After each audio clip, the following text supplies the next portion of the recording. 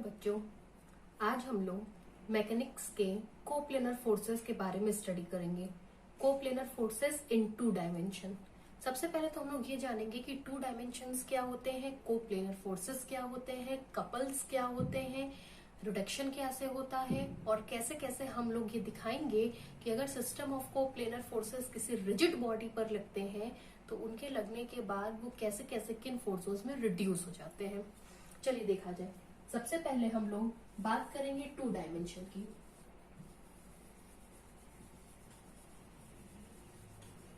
अगर to dimension की बात किया जाए तो टू डायमेंशन का मतलब ये होता है कि किसी भी पॉइंट की सिचुएशन बताने के लिए आपको कम से कम दो म्यूचुअल परपेंडिकुलर एक्सेस की जरूरत होगी। कोऑर्डिनेट लिखने के लिए दो वेरिएबल्स की आवश्यकता होगी जिन्हें क्रमशः ऑर्डिनेट एंड एब्सिसाई एंड ऑर्डिनेट कहा जाता है। फिर इसमें किसी भी पॉइंट का कोऑर्डिनेट लिखने के लिए कैसे कैसे डिफाइन करते हैं वो देखिएगा। हम लोग सबसे पहले दो म्यूचुअल परपेंडिकुलर एक्सेस ले लेंगे जिसको एक्स एक्सेस और वाई एक्सेस कहते हैं। ये एक्स डैश हो जाएगा, ये वाई डैश हो जाएगा। इनके इंटरसेक्शन पॉइंट को ओरिजिन कहेंगे। अब अगर हमको यहाँ पे कोई पार्टिकल P लेना है और अगर पार्टिकल P का कोऑर्डिनेट x1, y1 है तो यहाँ से एक परपेंडिकुलर इस पर डालेंगे, एक परपेंडिकुलर इस पर डालेंगे। If we consider this m and this as n तो ये डिस्टेंस हमारी x1 हो जाएगी और ये डिस्टेंस हमारी y1 हो जाएगी। इस तरीके से किसी पॉइंट का कोऑर्डिनेट लिखा जाता है। अगर इस पॉइंट को हम ओरिजिन से मिला दें और ये इस पॉइंट P को जब हम ओरिजिन O से मिलाएंगे, अगर ये लाइन x एक्सेस से एंटी क्लॉकवाइज डायरेक्शन में थीटा एंगल बनाती हो तो इस थीटा का मैग्नीट्यूड होता है theta is equal to tan inverse y1 upon x1 और ये जो आप डायगोनल देख रहे हैं OP इसका मैग्नीट्यूड होता है under root x1 square plus y1 square. यह हमारा टू डायमेंशन के बारे में स्टडी थी। नेक्स्ट अब हम अप्रोच कर रहे हैं अपने कोप्लेनर फोर्सेस पे।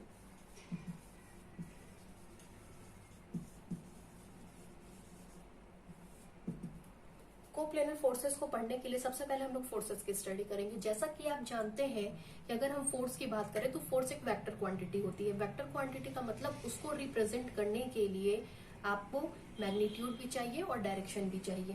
कहते हैं कि मान ले रहे हैं ये किसी फोर्स को रिप्रेजेंट करने के लिए लिखा गया है तो यहाँ इस पॉइंट को कहते हैं point of application. Point of application का मतलब ये वो पॉइंट होता है जिसपे हमारे फोर्स को लगाया जाता है और ये कहलाता है डायरेक्शन ऑफ फोर्स। मतलब जिस दिशा में तीर बना होता है उसको डायरेक्शन ऑफ फोर्स कहते हैं। ये जो लंबाई होती है ये हमें मैग्नीट्यूड ऑफ फोर्स देती है, मैग्नीट्यूड ऑफ फोर्स देती है जिसे दूसरे शब्दों में कहा जाता है लाइन ऑफ एक्शन।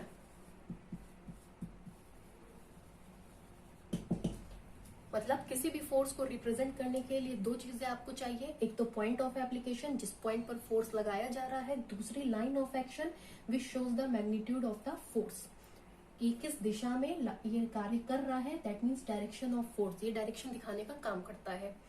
अब देखिए नेक्स्ट है हमारा कोप्लेनर फोर्सेस।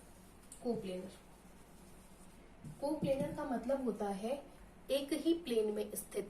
कहते हैं कि जब हमारे फोर्स के पॉइंट ऑफ एप्लीकेशन और line of action, that is point of application, line of action, ये दोनों एक ही प्लेन में स्थित हो तो ऐसे दो या दो से अधिक फोर्सेस को कोप्लेनर फोर्स कहते हैं। दैट मीन्स दो या दो से अधिक ऐसे फोर्स जिनके लिए पॉइंट ऑफ एप्लीकेशन और लाइन ऑफ एक्शन एक ही प्लेन में स्थित होती है उनको हम लोग कोप्लेनर फोर्सेस की संज्ञा देते हैं। नेक्स्ट है हम स्टडी करेंगे अबाउट कपल। ये जानेंगे कि कपल बनता कब है। कपल जैसा कि नाम है पेयर का मतलब होता है कम से कम दो चीजें चाहिए। कहते हैं कि दो फोर्सेस ले लीजिए। देखिए इसके लिए क्या क्या रिक्वायरमेंट है, टू फोर्सेस।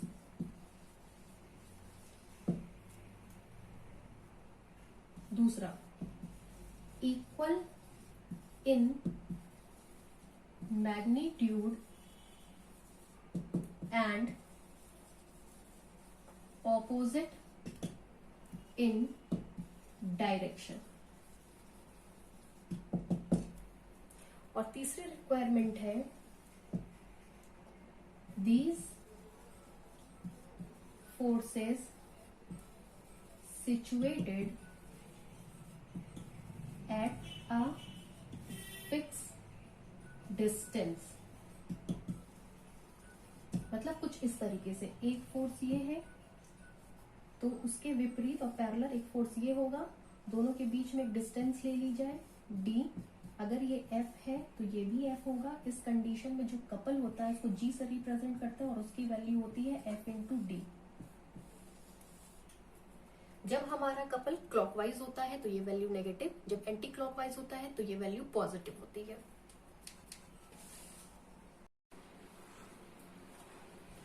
अभी हम लोग ने डिस्कस किया तुरंत ही कि हमारा जो कपल होता है वो एंटी क्लॉकवाइज या क्लॉकवाइज होने के नाते पॉजिटिव या नेगेटिव वैल्यू को कंटेन करता है।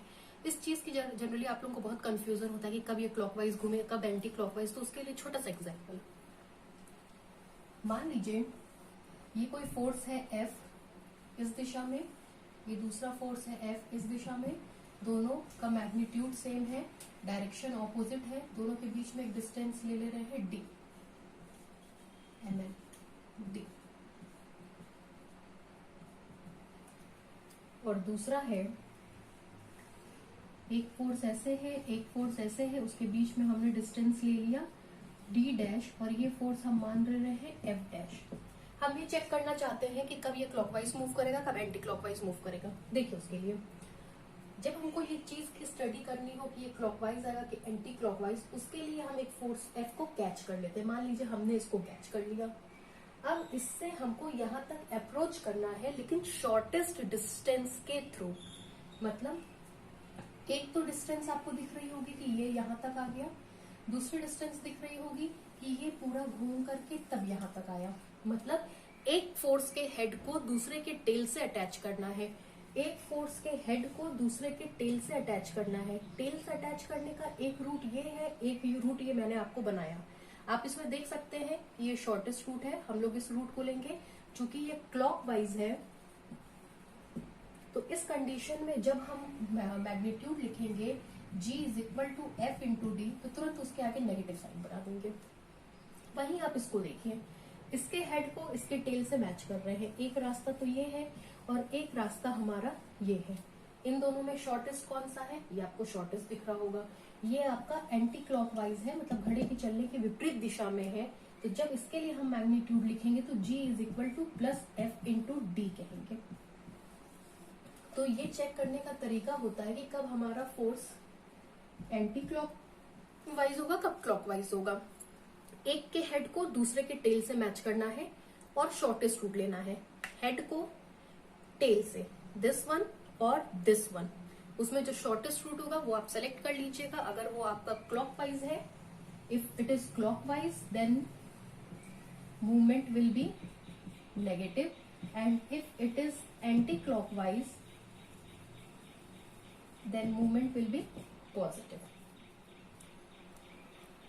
अब नेक्स्ट इसके आगे हम लोग ये स्टडी करेंगे कि सिस्टम ऑफ फोर्सेस क्या होते हैं। सिस्टम ऑफ फोर्सेस अगर कहीं पे भी लगते हैं, किसी भी रिजिड बॉडी पर लगते हैं, तो किस तरीके से वो चीजों को कंटेन करते हैं। इसमें छोटी छोटी डेफिनेशंस मैं आपको बता दूं। पहली है rigid body. Rigid body, rigid body का क्या मतलब होता है? रिजिड बॉडी वो बॉडी होती है जिसपे हम चाहे कितना भी एक्सटर्नल फोर्स लगा लें, लेकिन वो अभी कभी भी अपने शेप में को परिवर्तित नहीं करती है। जैसी है जितनी है वैसी ही आपको दिखती है। ऐसी बॉडी को कहा जाता है रिजिड बॉडी। रिजिड बॉडी वो बॉडी होती है जिसपे आप कितना ही एक्सटर्नल फोर्स लगा लें, उसके आकार में, उसके शेप में, उसके वॉल्यूम में, उसकी संरचना में कभी कोई परिवर्तन नहीं आता है। इसका क्या अर्थ होता है? रिजिड बॉडी में पार्टिकल्स आपस में इतने टाइटली रिजिड होते हैं, इतने टाइटली बंधे होते हैं कि अगर आप एक्सटर्नल फोर्स लगाते भी हैं तो किसी भी एक पार्टिकल को मूव करने की जगह ही नहीं मिलती है। जैसे अगर मान लीजिए ये हमारी रिजिड बॉडी है, इसमें पार्टिकल्स इतने पास पास पाए जा रहे हैं कि जब आप उस पर एक्सटर्नल फोर्स F लगा भी देंगे तो अगर ये पार्टिकल चाहे भी मूव करना, तो ये अपने चारों तरफ पार्टिकल से इतनी बुरी तरीके से घिरा हुआ है कि वो चाह कर भी मूव नहीं कर पाएगा, और इस कंडीशन में हमारे सिस्टम के आकार में कोई परिवर्तन नहीं होगा। ऐसे सिस्टम को हम लोग कहते हैं रिजिड बॉडी। नेक्स्ट, इस चैप्टर में एक शब्द आप लोग बहुत सुनेंगे, और वो शब्द है आपका system of coplanar forces. System of coplanar forces क्या मतलब हुआ? अभी कोप्लेनर फोर्सेस के बारे में आपको बताया गया, कहा गया किसी भी फोर्स को रिप्रेजेंट करने के लिए पॉइंट ऑफ एप्लीकेशन और लाइन ऑफ एक्शन की जरूरत होती है। दो या दो से अधिक सारे फोर्स जिनका पॉइंट ऑफ एप्लीकेशन और लाइन ऑफ एक्शन एक ही प्लेन में स्थित होता है, उसको हम लोग कोप्लेनर फोर्सेस कहते हैं। सिस्टम ऑफ कोप्लेनर फोर्सेस का मतलब ऐसे ढेर सारे फोर्स जिनका point of application, line of action एक ही प्लेन में स्थित हो, उन सबको आप कलेक्ट कर लीजिए, सिस्टम बना लीजिए, मतलब ढेर सारे कोप्लेनर फोर्सेस लिए जाएंगे। तो जनरली इसमें हम लोग रिप्रेजेंट कैसे करते हैं? कहते हैं F1, F2, F3 dash dash dash Fn। इनको हम लोग कहते हैं सिस्टम ऑफ कोप्लेनर फोर्सेस। ये system of n coplanar forces लिए गए हैं, where n is natural number. 1, 2, 3, 4, 5, 6, 7, 8, 9, 10 ऐसे बढ़ेगा। कभी आपने ये नहीं सुना होगा, लाओ भाई जरा 1.5 फोर्स लगाओ, देखे 1.5 फोर्स कैसे होता है, लाओ भाई जरा हमको 2.5 किताब दे दो, नहीं सुना होगा, क्योंकि इनकी counting as a natural number होती है। इसीलिए हमने जो सिस्टम ऑफ कोप्लेनर फोर्सेस लिया है वो F1, F2, F3 dash dash dash Fn लिया है, जहां n हमारा कोई भी नेचुरल नंबर होता है। किसी भी नेचुरल नंबर के करस्पॉन्डिंग ये सारे के सारे forces system of coplanar forces है। दूसरी बात, ये जो मेरा ब्लैक बोर्ड आप देख रहे हैं, इसमें 2 एक्सिस है, एक एक्स एक्सिस है, दूसरी वाई एक्सिस है। तो ये 2 डायमेंशन है हमारा, है ना, एक एक्स एक्सिस है, एक वाई एक्सिस है। अगर हम इसमें कितने भी फोर्स क्यों ना बना दें, ये सारे के सारे कोप्लेनर होंगे, सॉरी ये सारे के सारे कोप्लेनर होंगे, बिकॉज कि इन सब में खींचे गए सारे फोर्स का पॉइंट ऑफ एप्लीकेशन और लाइन ऑफ एक्शन इसी ब्लैक बोर्ड के प्लेन में स्थित होगा, इसलिए इन सबको हम लोग सिस्टम ऑफ कोप्लेनर फोर्सेस कह सकते हैं। नेक्स्ट, अब इसके बाद हम लोग बहुत इंपॉर्टेंट थ्योरम पे अप्रोच करेंगे नेक्स्ट लेक्चर में। आपको मेरा ये वीडियो पसंद आए, प्लीज लाइक करें, सब्सक्राइब करें। Thank you.